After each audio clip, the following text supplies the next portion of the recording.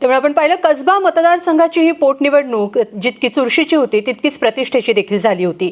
मात्र यामध्ये रवींद्र धंगेकर यांचा विजय झाला असला तरी येणाऱ्या काळात या विजयाचे काय पडसाद उमटतील, भाजप असेल किंवा इतर पक्ष असतील यांनी या विजयामधून पराभवामधून नेमका काय धडा घ्यायला हवा या सगळ्यावर आपण चर्चा करणार आहोत. न्यूज स्टेटवर ही चर्चा असणार आहे आणि ज्यामध्ये दिग्गज नेते सहभागी होणार आहेत. काँग्रेसचे मोहन जोशी असणार आहेत, राष्ट्रवादी काँग्रेसचे अंकुश काकडे, शिवसेनेच्या ठाकरे गटाचे गजानन धरकुडे असणार आहेत. तसंच आपल्यासोबत संदीप खर्डेकर जे भाजपचे असतील, तर मनसेकडून योगेश खैरे आणि हिंदू महासंघाचे आनंद दवे हे देखील सहभागी असतील. तसंच राजकीय विश्लेषक उमेश घोंगडे, प्रशांत आहेर आणि दिगंबर दराडे हे देखील या चर्चेमध्ये सहभागी होणार आहेत. ही आहे कसबा मतदारसंघाची पोटनिवडणूक कशी रंगतदार झाली याबाबत आपण चर्चा करणार आहोत. आपण थेट जाणार आहोत पुण्याला, कारण पुण्यामध्ये आमची प्रतिनिधी अश्विनी सातव-डोके आहे आणि तिच्यासोबत हे सगळे दिग्गज ही चर्चा करणार आहेत. अश्विनी, पण शेवटी एक लक्षात ठेवा अश्विनी की विजेत्यांनी पराभूतांना बिर्याणी द्यायची असते. स्वाती, मी आता कसब्यामध्ये आहे. कसब्याची ओळख जी आहे ती म्हणजे पुण्यातले जुने वाडे आणि याच एका जुन्या वाड्यामध्ये म्हणजे नारायणपेठेतल्या हगवणे वाड्यामध्ये आज आपण ही सगळी चर्चा करतोय. हे वाड्यांचं चित्र आपण बघतोय. या निवडणुकीमध्ये हा खरं तर महत्त्वाचा मुद्दा होता. या वाड्यांच्या पुनर्विकासाचा महत्त्वाचा मुद्दा हा प्रचाराचा होता. मात्र हा मुद्दा मागे पडला आणि इतर अनेक मुद्दे जे आहेत ते प्रचारामध्ये आले आणि आता निकाल लागलेला आहे. गुलाल जो आहे तो महाविकास आघाडीनं उधळलेला आहे. तर नेमकं काय झालं, या मताचं विभाजन कसं झालं, का झालं, या सगळ्यांचा उहापोह जो आहे आपण पुढच्या 1 तासामध्ये करणार आहोत. आपल्या सोबत आनंद दवे आहेत हिंदू महासंघाचे, की ज्यांनी ही निवडणूक लढवलेली आहे. अंकुश काकडे राष्ट्रवादीचे आहेत, संदीप खर्डेकर भाजपचे आहेत, गजानन थरकुडे हे ठाकरे गटाचे शिवसेनेचे शहर प्रमुख आहेत, योगेश खैरे हे मनसेचे राज्याचे प्रवक्ते आहेत, त्याचबरोबर प्रशांत आहेर आणि दिगंबर दराडे हे 2 राजकीय विश्लेषक जे आहेत ते आपल्या सोबत आहेत. काही वेळातच काँग्रेसचे मोहन जोशी जे आहेत ते सुद्धा या चर्चेमध्ये सहभागी येईल. सगळ्यात पहिल्यांदा मी संदीप खर्डेकरांकडे जाते, कारण की गेली 28 वर्ष या प्रभागामध्ये, या मतदारसंघामध्ये भाजपचं नेतृत्व होतं, भाजपचा बालेकिल्ला असा सांगत होता. मात्र याच नारायण, सदाशिव आणि शनिवारामध्ये तुम्हाला पिछेहाट जी आहे ती मिळालेली आहे, पराभव स्वीकारावा लागलाय. निश्चितपणे पराभव सुद्धा मोठ्या मनानं स्वीकारण्याची हिंमत लागते, ती आमच्याकडे आहे. आणि मी आपल्याला सांगेन की क्या हार में क्या जीत में, किंचित नहीं बहबीत में, संघर्ष पथ पर जो मिला यह भी सही वह भी सही. पण हा एक पराभव आम्ही पचवत आहोत ते पुढच्या विजयाच्या तयारीसाठी.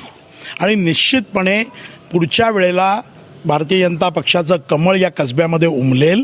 ज्या वेळेला आपण कसब्याच्या बद्दल बोलत असतो, सातत्याने ही चर्चा होती, राज्यभर खूप केंद्रित झालेली निवडणूक होती, तेव्हा मला असं जाणवतं की मीडियामधनं, सोशल मीडियामधनं खूप सारे परसेप्शन्स तयार केले गेले आणि त्या परसेप्शन्समुळे या ठिकाणी काही प्रमाणामध्ये रवी धंगेकरांची जी वैयक्तिक प्रतिमा होती, ती वैयक्तिक प्रतिमा एक चांगला साधा कार्यकर्ता, लोकांना भेटणारा, गळाभेट घेणारा, कामं करून देणारा, त्यांची अशी एक प्रतिमा मोठ्या प्रमाणावरती निर्माण झाली आणि त्या प्रतिमेचा फायदा रवीजींना मिळाला. ही निवडणूक मला असं वाटतं की नेत्यांनी दोन्हीकडच्या म्हणजे महाविकास आघाडीचे सुद्धा आणि भारतीय जनता पक्ष, शिवसेना, RPI, रासप, लोकजनशक्ती, पतित पावन अशा सगळ्या युतीच्या नेत्यांनी सुद्धा हातात घ्यायचा प्रयत्न केला. पण ही निवडणूक मतदारांनी हातात घेतली.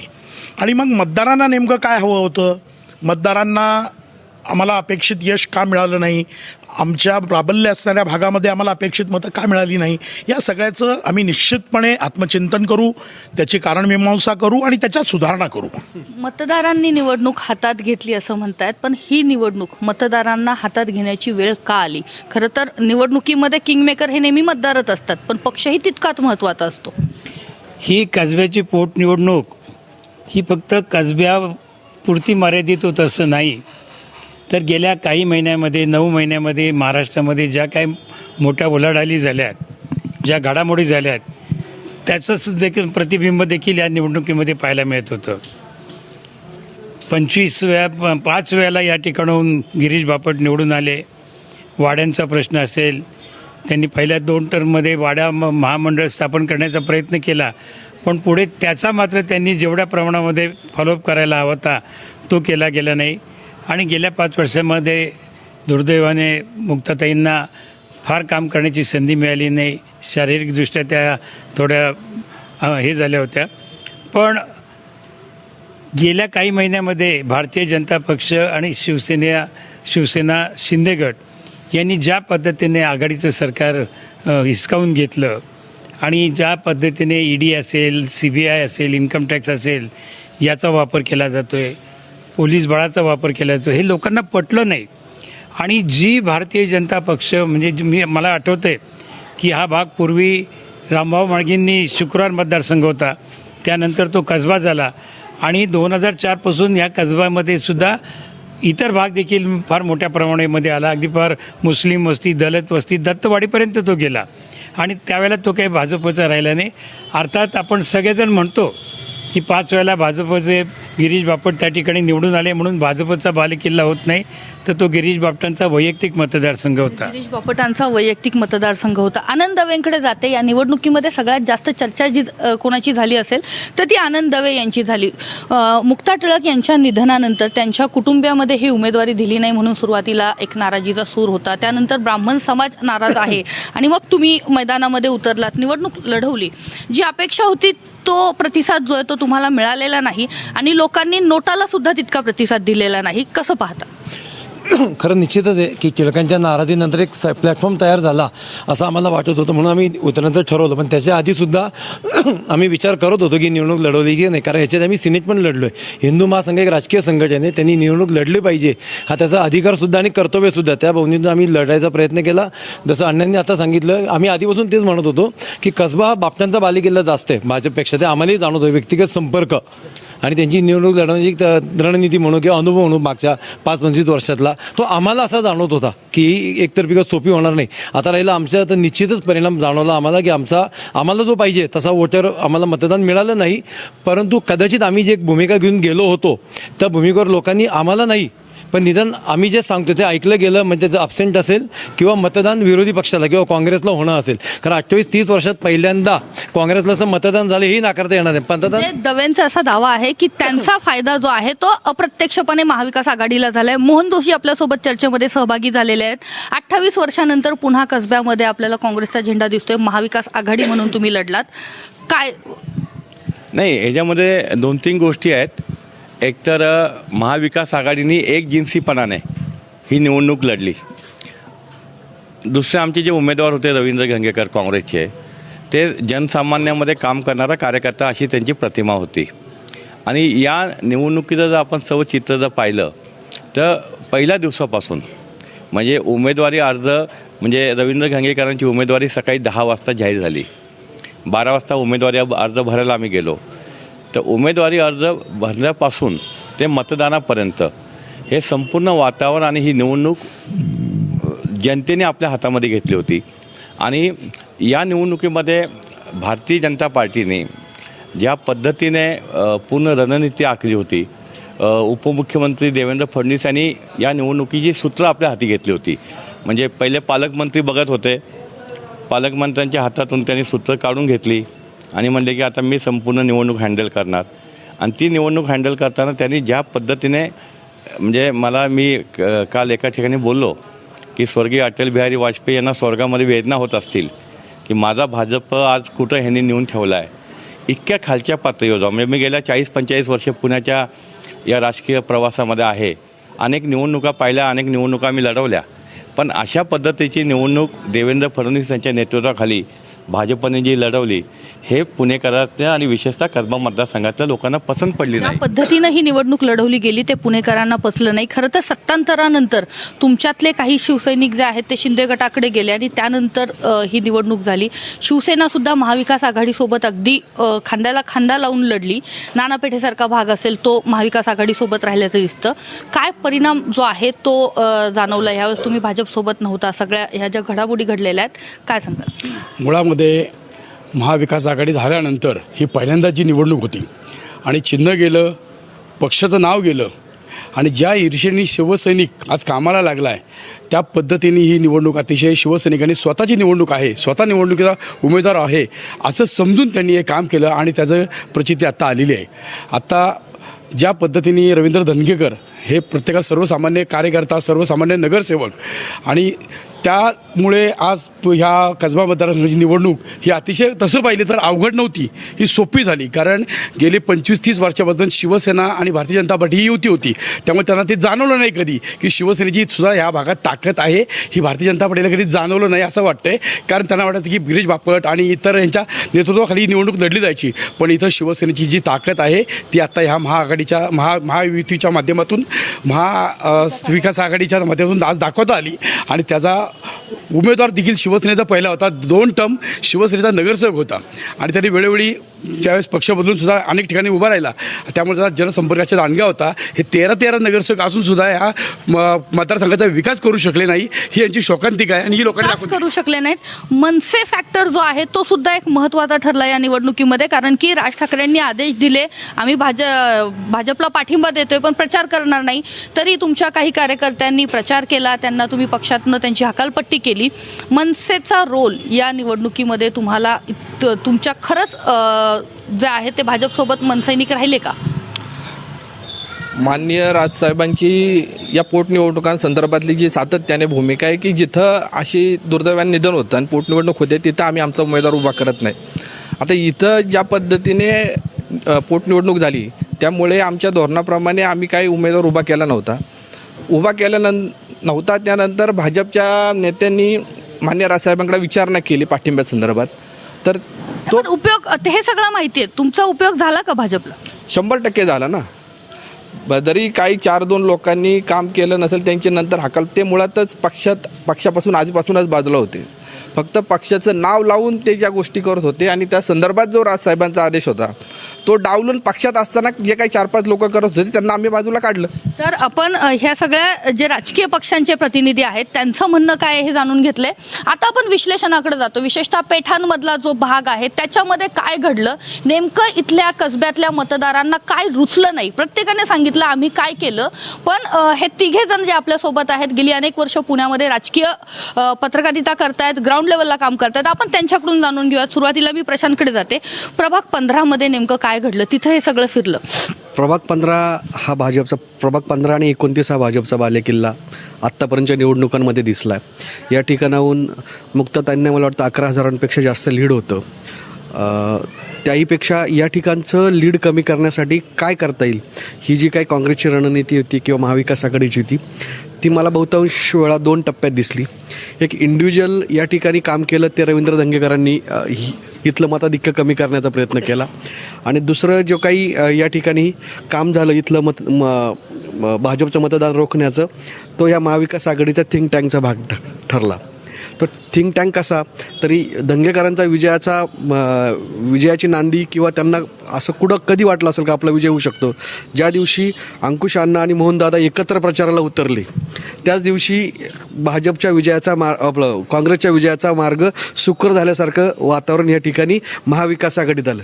आणि ज्या दिवशी धनुष्यबाण आणि चिन्हाचा निर्णय झाला त्या दिवशी शिवसेना पेटली. तोपर्यंत यांची काय चित्र होती, यांच्या बैठका कशा घडत होत्या, यांच्यातले इंटरनल क्लॅशेस काय होत होते हे मतदारही बघत होते. मात्र एक सर्टन पॉईंट असा आला की नाही आता ही निवडणूक आपल्याला केन प्रकरणे जिंकणे आवश्यक आहे आणि हे सगळे एकत्र आले.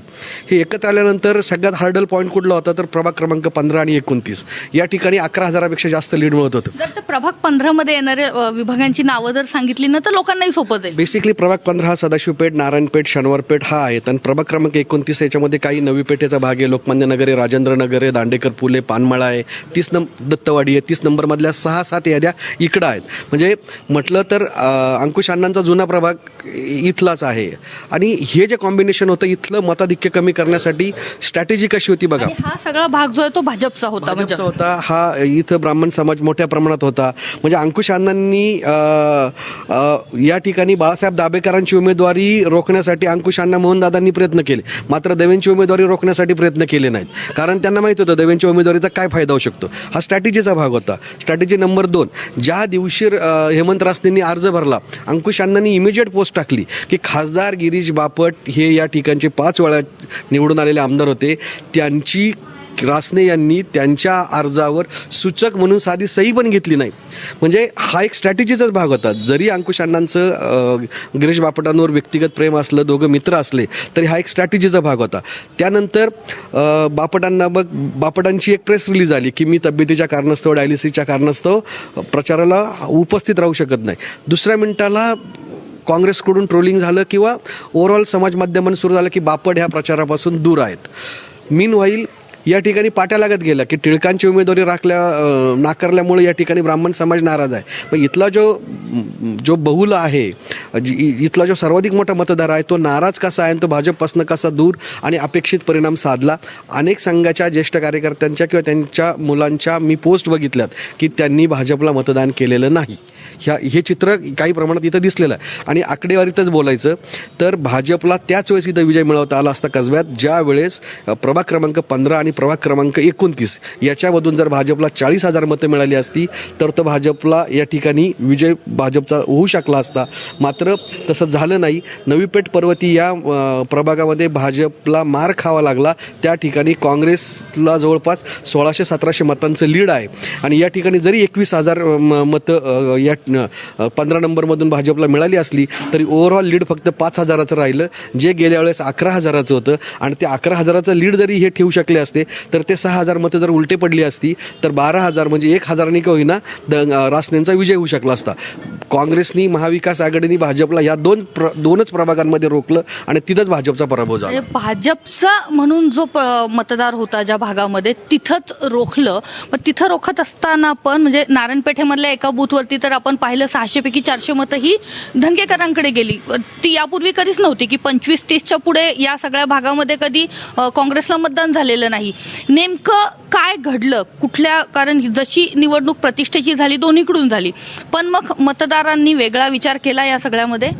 आपण कालच्या आलेल्या निकालानंतर असं वाटतं की हा मतदारसंघ भाजपचा का गिरीश बापटांचा, हा पहिला प्रश्न आपल्याला पडायला पाहिजे. तर गिरीश बापटांना एकूण इथं जे मतदान मिळत होतं ते व्यक्तिशः त्यांच्या संबंधामुळे मिळत होतं. आणि ही पण निवडणूक व्यक्तिशः रवींद्र धंगेकरांच्या संबंधामुळं आणि काँग्रेसची ताकद, राष्ट्रवादी ताकद, अजित पवारांनी दिलेली ताकद, या सर्व गोष्टी एकत्रितरित्या आल्यानंतर शिवसेनेची ताकद, त्यामुळं त्यांना हा विजय सहजरित्या मिळवता आला. धंगेकरांची जी स्वतःची एक वेगळी ओळख आहे, त्या ओळखीचा निश्चितपणे त्यांना फायदा झाला. 2 वेळा त्यांनी इथं आमदारकीची निवडणूक हरल्यामुळं त्यांना हा मतदारसंघ पूर्ण माहीत होता. आणि या ठिकाणी व्यक्तीच्या कामापुढं पूर्णपणे स्ट्रॅटेजी जी आखली गेली, सर्व प्रकारची स्ट्रॅटेजी आपण डझनभर नेते पण शहरात आलेले पाहिले, परंतु त्यांचा देखील व्यक्तीच्या कामापुढे कोणताही हे झालेलं नाही. व्यक्तीचं काम जे आहे ते प्रभावी ठरलं असं म्हटलं जातं. भाजपही ते सांगते. संजय काकडे काल असं म्हणाल की ते तर गणितं मांडत असतात नेहमी, आपण सगळे नेहमी त्यांच्या बातम्या करतो, पण त्यांचंही गणित काल चुकलं आणि त्यांनी मग असं सांगितलं की आमचा उमेदवारच फेल ठरला, तो कमी पडला. नेमकं काय झालंय?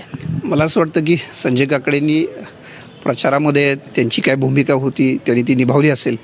मात्र आमचा उमेदवार प्रभावी नव्हता. मला असं वाटतं की आता उमेदवारावर बोलण्यापेक्षा भारतीय जनता पक्षाचा पराभव आहे, हा जो पराभव आहे तो हेमंत रासनेंचा नाही आहे. हा पराभव भारतीय जनता पक्षाचा आहे, त्यांच्या स्थानिक नेत्यांचा आहे आणि त्यांच्या राज्यातल्या नेत्यांचा पण आहे. ज्यांनी देशपातळीवर ही निवडणूक नेऊन ठेवली होती त्या सगळ्या राज्यातल्या आणि स्थानिक नेत्यांचा पराभव आहे. आता पराभवाला फक्त हेमंत रासनेंना जबाबदार ठरवून चालणार नाही. मुळामध्ये हा जो म्हणजे या दोघांनी जे सांगितलं ते मुद्दे मी फक्त रिपीट नाही करत, 2 गोष्टी फक्त ॲडिशनल सांगतो. हा मुळामध्ये भारतीय जनता पक्षाचा बालेकिल्ला 2009 किंवा त्यानंतर, त्याच्या आधी किंवा त्यानंतर कधीच नव्हता. हा खरं तर काँग्रेसला मानणारा बहुसंख्य मतदार या कसब्यामध्ये आहे, जुन्या कसब्यामध्ये आणि नव्या 2009 नंतरच्या पुनर्रचनेतल्या विधानसभा मतदारसंघातसुद्धा. मात्र ही निवडणूक जिंकायची कशी हे बापटांना निश्चितपणे चांगल्या पद्धतीनं माहिती होतं. त्यांना भाजपाची जी काही ठरलेली मतं आहेत, जी ठराविक मतं आहेत, जी पारंपरिक मतं आहेत ती मिळत होती. इतर मतं कशी मिळवायची ही जी काही नेक होती, हे जे काही कौशल्य होतं ते बापटांना होतं. त्या जीवावरती त्यांनी 5 वेळा आमदारकी जिंकली. अंकुश काकडे असतील किंवा बाळासाहेब दाभेकर यांच्यासारखे पक्षाच्या बाहेरचे लोकसुद्धा त्यांना वेळोवेळी त्या निवडणुकीत मदत करत होते. म्हणजे काय तर मित्र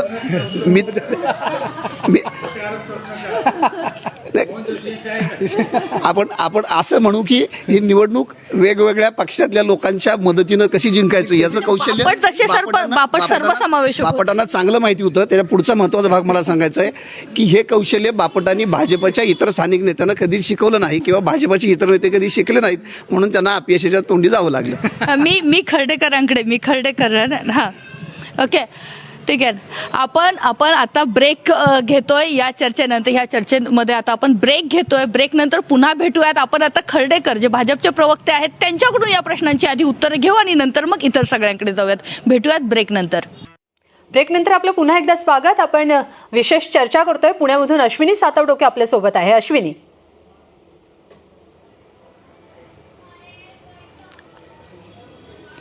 स्वाती, आपण पहिल्या भागामध्ये आपण इथं सगळ्यांची मतं जाणून घेतलेली. नेमकं काय घडलं, आता आरोप प्रत्यारोप जे आहेत तेही झालेले आहेत. मी भाजपच्या संदीप खर्डेकरांकडे जाते. सगळेजण सांगतात की नेमकं तुम्ही सदाशिव नारायण आणि शनिवारामध्ये कुठे चुकलात, तिथंच तुमच्याच प्रभागामध्ये तुम्हाला प्राबल्य मिळालं नाही, तुम्ही तिथे कमी पडलेला आहात.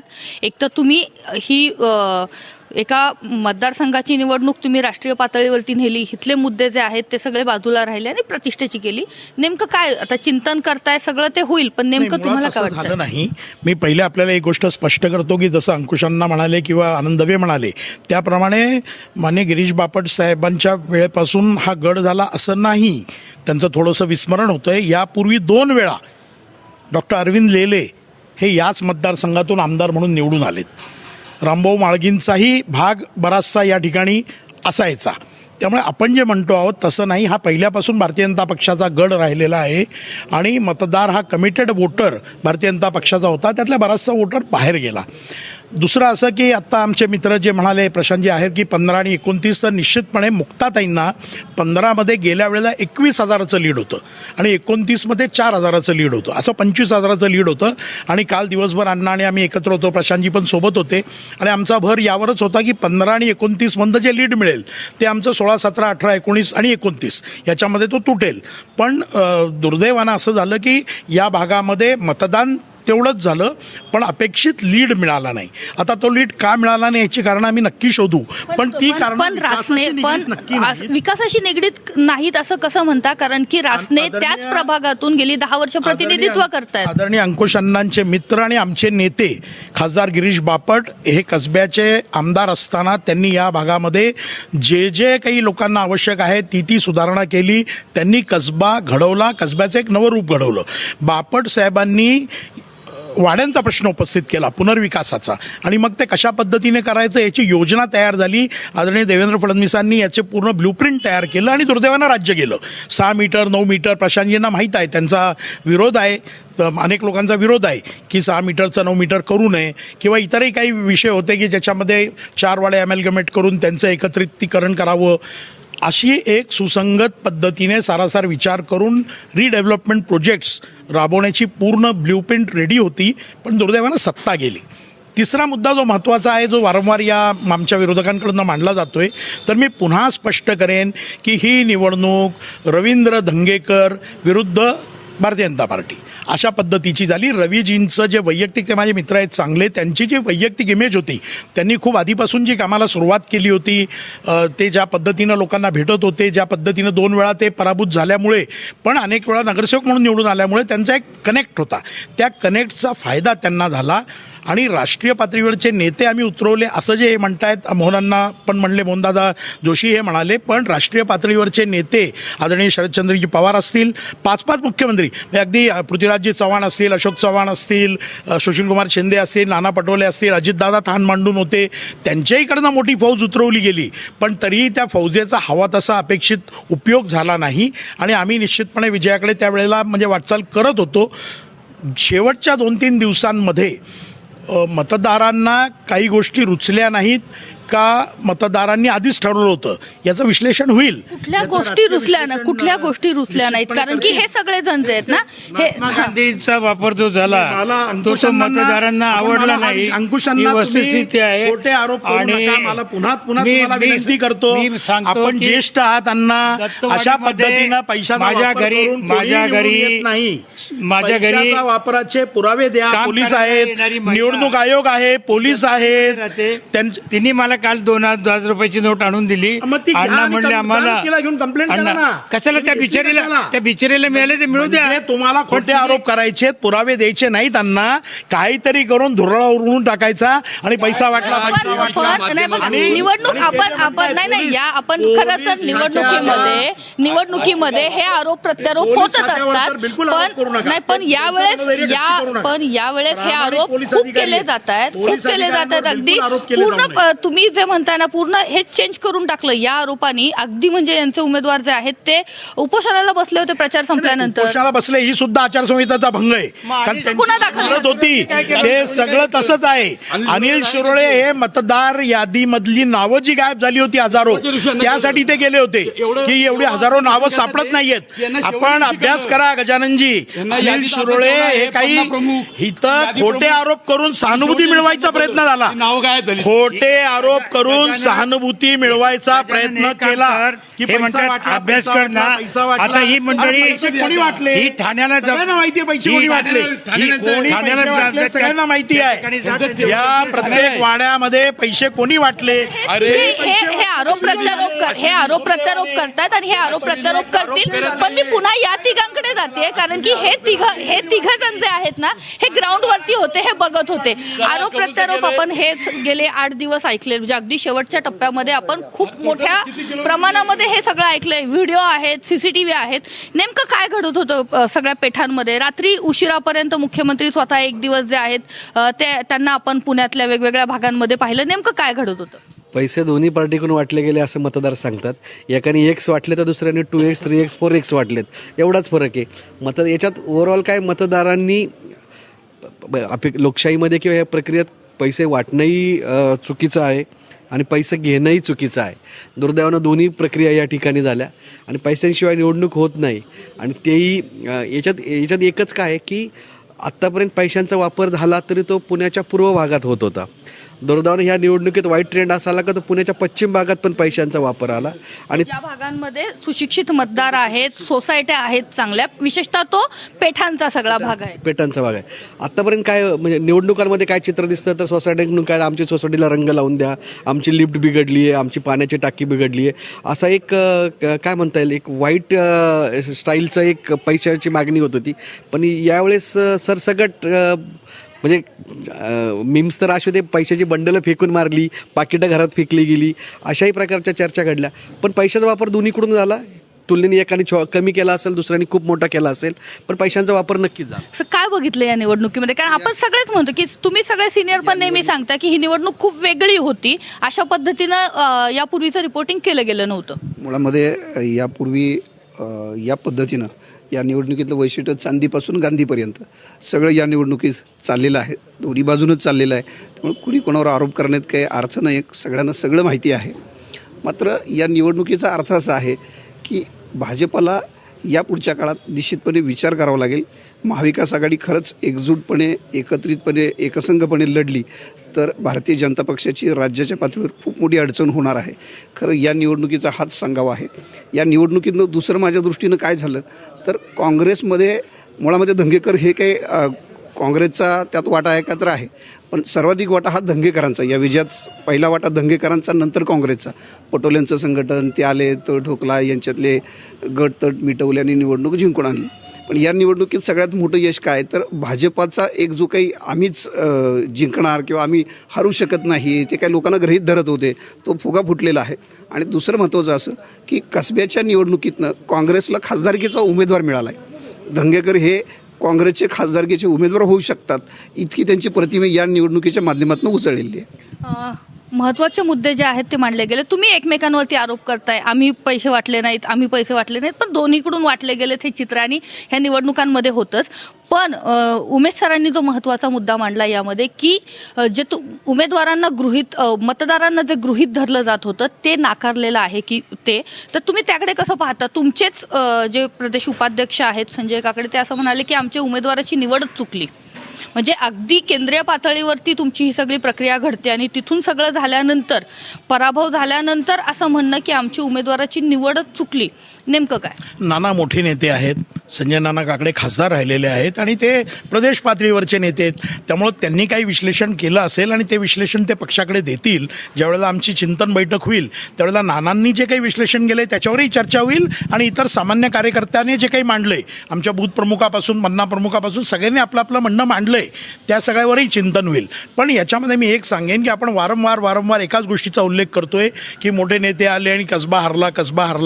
अहो त्याच वेळेला देशातले 3 राज्य आम्ही जिंकले, त्याच वेळेला चिंचवड आम्ही जिंकलं. मग ही कसब्याचीच निवडणूक आपण त्याच पातळीवरती निवडली ना. निवडणुकीने जशी एक म्हण आहे की एका उरुसाने देव म्हातारा होत नाही, तसं एका निवडणुकीने आम्ही पराभूत झालो म्हणजे काही फार मोठं काही घडीत घडलंय आणि आता पुढे सगळ्या महाराष्ट्रात यांची सत्ता येणार आहे आणि महापालिकेत सत्ता येणार आहे असं नाही. असं कधी होत नाही. ते सगळे ज्येष्ठ आहेत. मोहनदादांनी अनेक पराभव बचवलेत, अनेक. म्हणजे मोहनदादाही बापटसाहेबांचे तेवढेच जवळचे मित्र आहेत जेवढे अंकुशराव आहेत. तुम्ही त्यांना नेहमी डावलता. म्हणजे माझा तर आरोप आहे की अंकुशराव आणि शांतीलाल सुरतवालांनी नेहमी मोहन अण्णाला डावललं, पण अण्णा त्यांचे जास्त प्रेमाचे मित्र आहेत. एक गोष्ट अशी आहे, नाही, आपण कसब्याच्या मतदानाचं विश्लेषण करत असताना हे तुमच्या आता इथं आहे ना, भाजपचा जो पराभव झाला आहे हे संपूर्ण महाराष्ट्रामध्ये आणि देशामध्ये बघितलेलं आहे. मुद्दा असा आहे की आपण विश्लेषण करायचं आहे. आता हे विश्लेषण करताना भाजपवाल्यांना ती सवय असते नेहमी की रेटून बोलायचं, जोरात बोलायचं. आता गिरीश बापटांची यांनी काय अवस्था केली हे प्रचारामध्ये आणि काल सर्व माध्यमामध्ये बघितलेली आहे. दुसरी गोष्ट गिरीश बापट हे आज पुण्याचे खासदार आहेत. 25 वर्ष आमदार होते, पालकमंत्री होते, नगरसेवक होते, महापालिकेचे पदाधिकारी होते.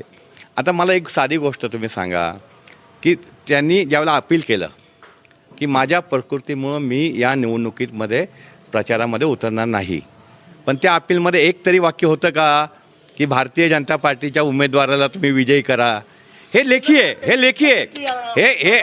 ह्यानंतर त्यांनी त्यांना आपण नाही मला एक बघा ना, हे सगळं झालेलं आहे. हे सगळं झालंय मतदारांनी का नाकारलं हे आपण विचारतो. तेच सांगतोय की 25 वर्ष आमदार, खासदार, 13-14 नगरसेवक एवढं सगळं इथं असूनही कसब्याचा विकास झाला नाहीये हे तिवार सत्य आहे.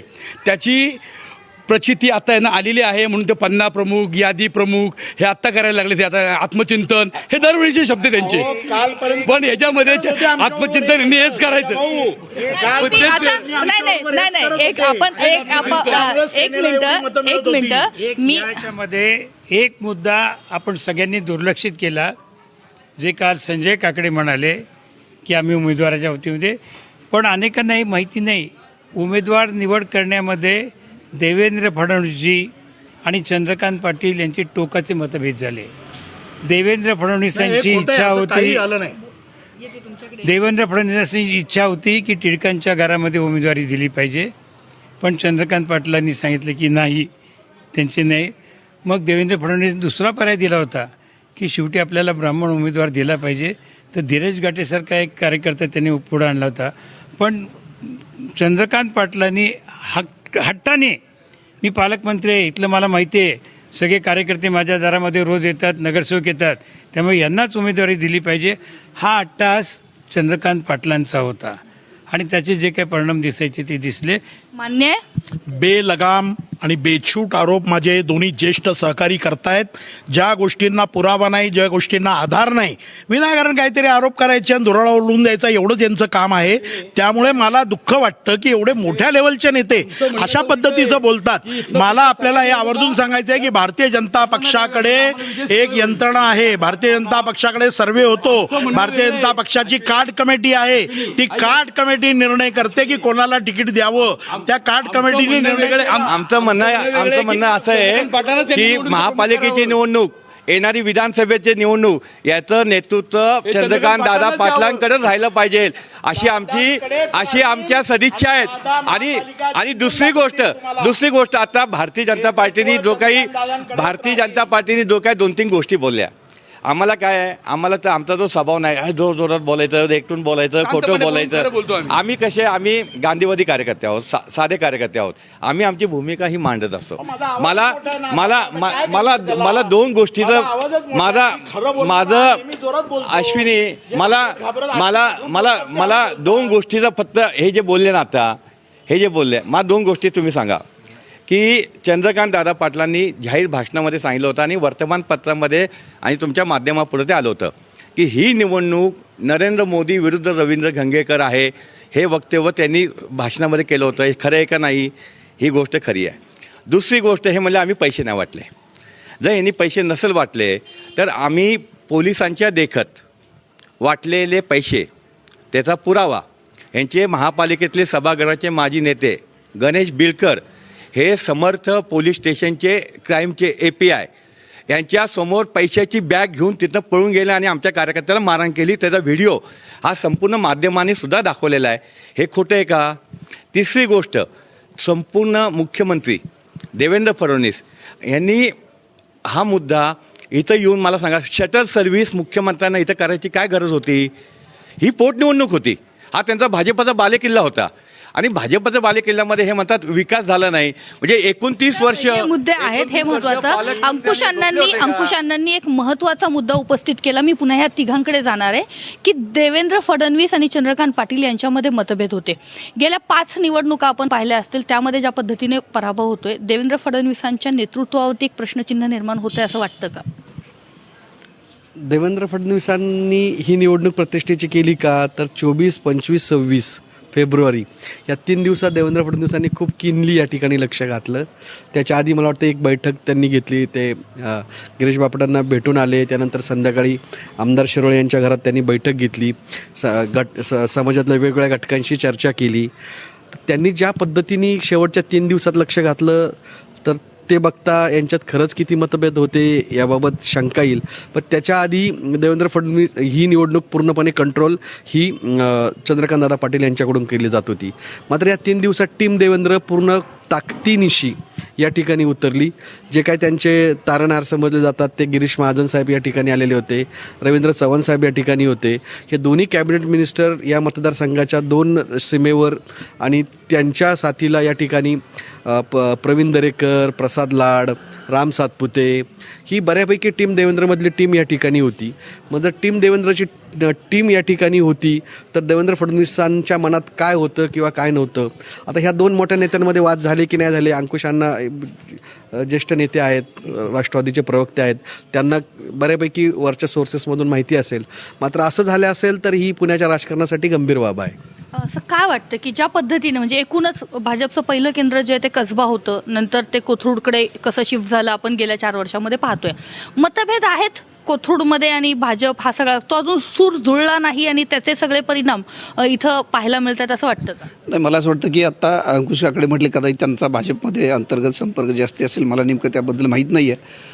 पण भारतीय जनता पक्षाच्या इथल्या स्थानिक नेतृत्वाच्या बाहेर निवडणूक गेल्यानंतर देवेंद्र फडणवीस यांनी लक्ष घातलं हे निश्चित आहे आणि ते त्यांच्या दृष्टीनं योग्य आहे. पक्षाचे खऱ्या अर्थानं प्रमुख राज्यातले तेच आहेत. प्रत्येक निवडणूक आणि कसब्यासारखा मतदारसंघ हा भारतीय जनता पक्षाच्या हातातून जाऊ नये यासाठी त्यांनी शेवटच्या क्षणापर्यंत प्रयत्न करणं हे त्यांचं काम आहे. पण याचा अर्थ त्यांच्यामध्ये काहीतरी चंद्रकांत पाटील आणि देवेंद्र फडणवीस यांच्यामध्ये काही मतभेद होते असं ते म्हणत असतील तर त्यांना अधिक माहिती असेल. त्या संदर्भातली मला बिलकुल माहिती नाही आहे. मात्र ही जी निवडणूक आहे ही भारतीय जनता पक्षाच्या दृष्टीनं अत्यंत प्रतिष्ठेची होती आणि जो तुमचा मतदार होता, जो तुमचा पारंपरिक मतदार होता, त्या 2 प्रभागामध्येच तुमच्या मतदारांनी तुमच्याकडे पाठ फिरवली. हे या सगळ्यात महत्त्वाचं काय तर हे महत्त्वाचं की तुमच्या पारंपरिक मतदारांनी तुमच्याकडे पाठ फिरवली. भारतीय जनता पक्षाच्या स्थानिक आणि राज्याच्या नेतृत्वाने अत्यंत याच्यावरती चिंतन करण्याची गोष्ट आहे. आता हे चिंतन करणार आहेत हा खूप महत्त्वाचा गोष्ट आहे. तुला काय कारणं वाटतात की ही पाठ फिरवण्याची नेमकी कारणं काय असतील की जो अगदी आपण म्हणतो ना कमिटेड वोटर जो आहे तो या सगळ्या म्हणजे सदाशिव नारायण आणि शनिवारामध्ये हा कमिटेड वोटर जर असताना तोच भाजपसोबत का राहिला नाही? त्यात टिळकांची उमेदवारी हाही मुद्दा आहेच आणि ज्या पद्धतीने रवींद्र धंगेकरांचा स्वतःचा संपर्क हा पण तितकाच महत्त्वाचा मुद्दा आहे. खरं तर ह्या निवडणुकीतून सगळ्या पक्षांनी शिकण्यासारखी एक गोष्ट म्हणजे रवींद्र धंगेकर पॅटर्न हा राज्यभर पण चालू शकतो, असा पॅटर्न तयार होऊ शकतो. ते अजित पवार करू शकतात, काँग्रेसचे नेते करू शकतात. कारण ह्या भाजपला रोखता येत नव्हतं आणि या ठिकाणी सर्वप्रथम 3 पक्ष एकत्र आल्यानंतर भाजपला व्यवस्थित रोखता आलं. हा जर पॅटर्न वेगवेगळ्या ठिकाणी, हा पिंपरी चिंचवडमध्ये बघितला, पण तिथं 2 उमेदवार होते तर तिथं त्यांना पराभव स्वीकारावा लागला. पण कसब्यामध्ये मात्र एकजुटीने महाविकास आघाडी लढली आणि भारतीय जनता पार्टीच्या सर्व स्ट्रॅटेजी इथं फेल ठरल्या. त्यामुळं एकत्रितपणे लढल्यानंतर आणि व्यक्ती काम करणारे असल्यानंतर जनता त्याला साथ देते. जनता पक्ष बघत नाही, जात बघत नाही, मतदार धर्म बघत नाही, हे यातून सिद्ध झालेले आहे. परत मी तुमच्याकडे येते, कारण की काल म्हणजे हा प्रश्न महत्त्वाचा आहे की तुम्ही सगळे भाजपचे जे नेते आहात ना, तुमचे शहराध्यक्ष, आणि कोणी बोलायला पुढे येत नाही बऱ्यापैकी हे करत नाही, पण काल संजय काकडे माध्यमांशी बोलले, आमच्याशी बोलले. त्यांनी आणखीन एक महत्त्वाचा मुद्दा असा मांडला की भाजपच्या वरिष्ठ नेत्यांनी इथल्या स्थानिक नेत्यांना विश्वासात घेतलं नाही. हे ऑन रेकॉर्ड ते बोललेले आहेत. तर नेमकं असं झालं का, पुण्यातल्या स्थानिक नेत्यांना विश्वासात घेतलं गेलं नाही? असं बिलकुल वाटत नाही, कारण या निवडणुकीच्या प्रभारीच आमदार माधुरीताई मिसाळ होत्या. या निवडणुकीचे सहप्रभारी व प्रमुख म्हणून मुरलीधर अण्णा मोहोळ होते, आमचे प्रदेशाचे सरचिटणीस. या निवडणुकीमध्ये धीरज घाटे यांना या संपूर्ण संघटनात्मक विषयांमध्ये प्रमुख केलेलं होतं, राजेश पांडेजींना प्रमुख केलेलं होतं. त्यामुळे मला असं कुठेही जाणवत नाही. किंबहुना आमचे प्रमोद कोंडरे, जे कसबा मतदारसंघाचे अध्यक्ष आहेत, ते यंत्रणेमध्ये पूर्णपणे डे टू डे बघत होते. शैलेश टिळक, त्यांचे चिरंजीव कुणाल टिळक, हे सर्व सभा संमेलनं, इव्हन कुणालनी तर माझ्या मुलाबरोबर प्रभाग 15मध्ये हाऊसटोसुद्धा केलं. त्यामुळं अशा प्रकारे मी आपल्याला जे सांगू इच्छितोय मगापासनं की बेलगाम आरोप करायचे, मी माझ्या दोन्ही म्हणजे सर्व माझे 5 तिन्ही विरोधी पक्षाचे नेते इथं आहेत. मी त्यांना एकच विनंती करेन की विजयाचा उन्माद हा चांगला नसतो. आपण ठीक आहे ना, पराभवाची जबाबदारी कोणाची? पराभवाची जबाबदारीचं विश्लेषण आम्ही करू निश्चितपणे. पक्षामध्ये ती पद्धत आहे. आम्ही जिंकलो असतो ना तरी मॅडम आमच्याकडे जिंकले तरी त्याचं पण विश्लेषण केलं जातं. असं नाही आहे की फक्त हारलो म्हणून विश्लेषण. भारतीय जनता पक्ष केडर बेस पार्टी आहे, मोठं आमच्यामध्ये लोकशाही नांदते पक्षामध्ये. त्यामुळं अशा प्रकारचे आरोप करून काहीतरी करून लोकांमध्ये संभ्रम निर्माण करायचा आणि येणारी महापालिकेवरती लक्ष केंद्रित करायचं, असा या महाविकास आघाडीचा डाव आहे आणि तो करावा. शेवटी कुठल्याही पक्षाला स्वतःचा विजय हा महत्त्वाचा असतो, पण विजयाचा उन्माद करू नये. हे बघा, पराभवाचं विश्लेषण जे आहे, चिंतन जे आहे, ते भाजप करणारच आहे. पण या सगळ्यामध्ये कसबा जो आहे तो येणाऱ्या निवडणुकांची, येणाऱ्या राजकारणाची नांदी ठरतोय आणि त्यामुळंच कसब्याची चर्चा जी आहे ती पुणे शहरातच नाही तर राज्यातही होतीये. एक नवीन पॅटर्न जो आहे तो कसब्याच्या निकालानंतर सेट झालाय असं बोललं जातंय. ही सगळी चर्चा आपण ऐकली, आरोप प्रत्यारोप या निकालानंतरही केले जात आहेत. पण येणाऱ्या काळामध्ये याच निकालाचा परिणाम आगामी महापालिका आणि लोकसभेमध्ये आपल्याला कशा पद्धतीने उमटतोय हे पाहायला लागेल. स्वाती. अगदी अश्विनी, खूप खूप धन्यवाद. ही सगळी चर्चा तू घडवून आणलीस आणि या सगळ्यांची मतं न्यूज स्टेटच्या माध्यमातून समोर आलेली आहे.